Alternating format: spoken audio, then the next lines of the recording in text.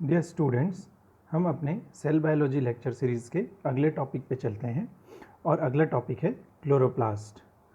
Chloroplast में जाने से पहले हम लोग को ये समझने की ज़रूरत है कि जो प्लांट की कोशिका होती है, प्लांट सेल, इनके अंदर दो डिफरेंट, ये अगर प्लांट सेल है तो इसके अंदर दो ऐसे जगह होंगी जो कि मेम्ब्रेन से घिरा हुआ है। ठीक, एक तो माइटोकॉन्ड्रिया तो है ही, उसके अलावा एक वॉइड होता है जिसको बोलते हैं वैक्यूल।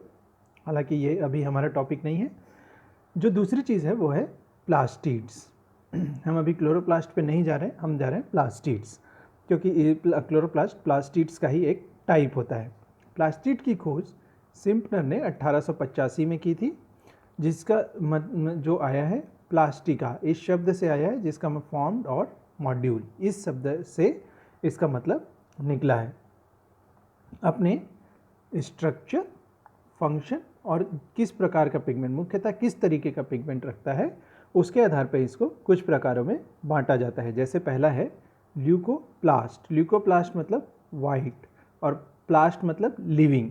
ऐसे कणिकाएं जो वाइट कलर का पिगमेंट रखती हो तो उसको हम लोग बोलेंगे ल्यूकोप्लास्ट। ये कहाँ पे पाया जाता है? मेरिस्टेमेटिक सेल में पाया जाता है और ऐसी कोशिकाओं में पाया जाता है जो कि लाइट रिसीव नहीं करती, जो लाइट रिसीव नहीं करेंगी।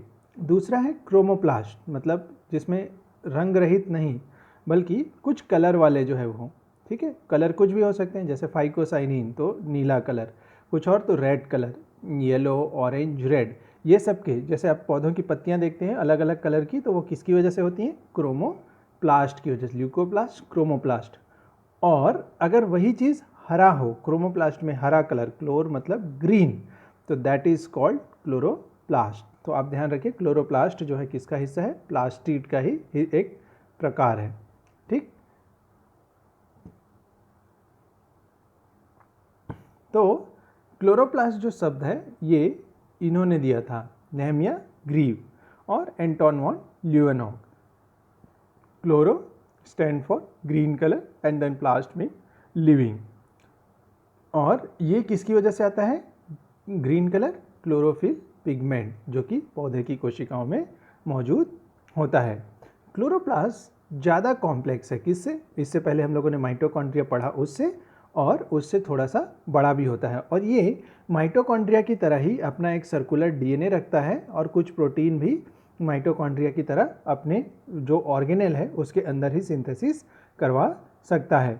और कुछ हद तक यहाँ पे भी एटीपी के जनरेशन होता है फोटोसिंथेसिस की कुछ रिएक्शन के परिणाम स्वरूप। और amino acid, fatty acid, lipid component, ये सब जो भी जो है वो सिंथेसिस होते हैं अपार्ट फ्रॉम क्या?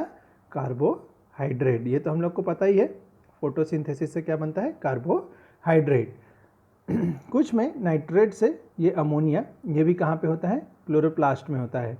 और ये साइटोप्लाज्म में डिपेंडिंग ऑन कि किस पौधे की पत्ती है, इवनली डिस्ट्रीब्यूट होंगे, मतलब इक्वल, सब जगह पे लगभग क्लोरोप्लास्ट पाया जाए। तो एक ही संख्या पे नहीं होते, एक से ज़्यादा संख्या में और प्रॉपरली डिस्ट्रीब्यूट होते हैं। ये जो डायग्राम आप देख रहे हैं ये है क्लोरोप्लास्ट का डायग्राम। इसमें कुछ कुछ चीज़ों को आपको ध्यान रखने की ज़रूरत है। जैसे इसका मेम्ब्रेन, तो माइटोकॉन्ड्रिया की तरह ही यहाँ पे भी एक इनर मेम्ब्रेन होगा और एक आउटर मेम्ब्रेन होगा, और दोनों मेम्ब्रेन की जगह को हम लोग बोलेंगे inner membrane space. Inner membrane, outer membrane, और उन दोनों के बीच की जगह कहलाएगी इनर मेम्ब्रेन स्पेस।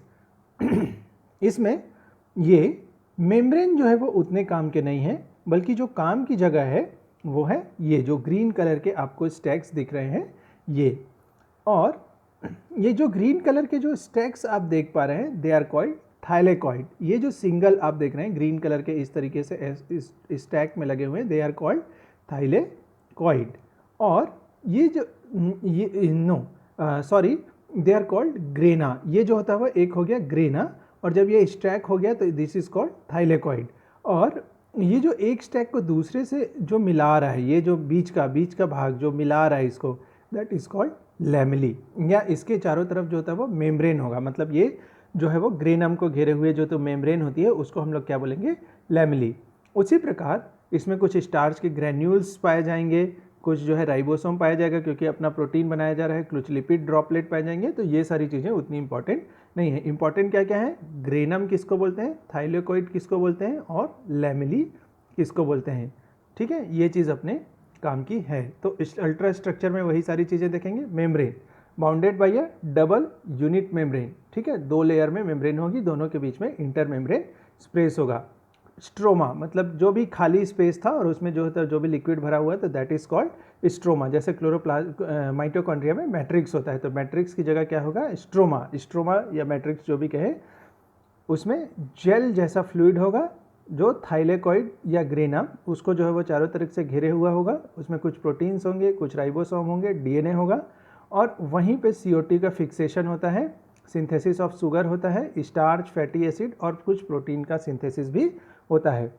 एक चीज़ और बोली थी मैंने, वो थी thylakoid, flat and closed vesicle arrangement as a membrane network. ठीक है, फ्लैट एंड ये इस तरीके से, क्लोज्ड वेसिकल अरेंजमेंट, ठीक है, flat and closed vesicle arrangement, neat pile of coin forming grana. ठीक, ग्रेना था, सिंगल ग्रेना, और इस तरीके से पाइल बन गया, तो दैट इज कॉल्ड थाइलेकॉइड। लेकिन कैसा है, फ्लैट है, एक एक कॉइन जो है प्रॉपरली फ्लैट है। एक थाइलेकॉइड में 40 से 60 ग्रेना हो सकते हैं मैट्रिक्स में क्लोरोप्लास्ट के। और यहाँ पे क्या चलता है, फोटोसिंथेसिस का लाइट रिएक्शन।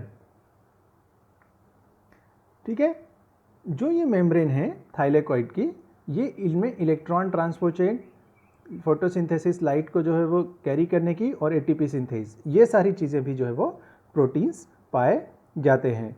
और इनका जो ल्यूमेन है, यानी अगर ये पतली जो है वो ये चीज़ है, तो इसका जो है बीच की जो जगह है ल्यूमेन, इसमें ये ल्यूमेन एक दूसरे से कनेक्टेड रहते हैं। जो कनेक्शन है lumen of the other thylakoid during third internal called thylakoid space which is separate by क्या होता है, मेम्ब्रेन जैसा कुछ कुछ जो है वो भरा होगा। ठीक है, और ये डीएनए तो इसमें पाया जाता है, एक सर्कुलर डीएनए क्लोरोप्लास्ट में पाया जाता है, ये हम लोगों ने देख ही लिया। राइबोसोम पाया जाता है, उसके बीच में 70S सॉरी ये 70S टाइप का नहीं होता है, एक्चुअली ये 56S टाइप का होता है। ठीक है, ये 70S टाइप का राइबोसोम बैक्टीरिया में पाया जाता है, यहाँ पे नहीं पाया जाता। और यहाँ पे प्रोटीन सिंथेसिस, तो ये ध्यान रखें, राइबोसोम जो है 56S टाइप का है, 56S। ओके, क्लोरोप्लास्ट का फंक्शन क्या है, ये जो है वो कार्य क्या करता है। पहला तो एक तो फोटोसिंथेसिस का लाइट रिएक्शन, तो उससे संबंधित जो हेल रिएक्शन है, photosynthetic electron transfer reaction, photochemical reaction और लाइट रिएक्शन की सोशल एनर्जी जो होती है, वो सारी रिएक्शन कहाँ पे हो रही है, क्लोरोप्लास्ट में। और जो डार्क रिएक्शन, उसका Calvin cycle, photosynthetic carbon PCR cycle, carbon dioxide reaction, ये सारे जो रिएक्शन है वो कहाँ पे होते हैं। तो ये ध्यान रखिए, कौन सी चीज़ जो है वो स्ट्रोमा में हो रही है, क्लोरोप्लास्ट की स्ट्रोमा में, और कौन सी चीज़ जो होती है ग्रेना या थाइलेकॉइड में हो रही है, ये चीज़ जानने की है। ठीक है, तो ये चीज़ कहाँ पे हो रही है, स्ट्रोमा या मैट्रिक्स में, डार्क रिएक्शन, और ये चीज़ कहाँ पे होगी, थाइलेकॉइड मेम्ब्रेन में। क्यों, क्योंकि थाइलेकॉइड मेम्ब्रेन में ही लाइट को रिसीव करने के रिसेप्टर थे। तो ये छोटा सा ही टॉपिक था, आप इसे पढ़िए, ये नोट्स अपने आप में सफिशिएंट हैं, आप देखिए और उसे स्ट्रक्चर समझ में आ जाएगा। कुछ डाउट हो तो आप मुझे मैसेज कर सकते हैं। Thank you.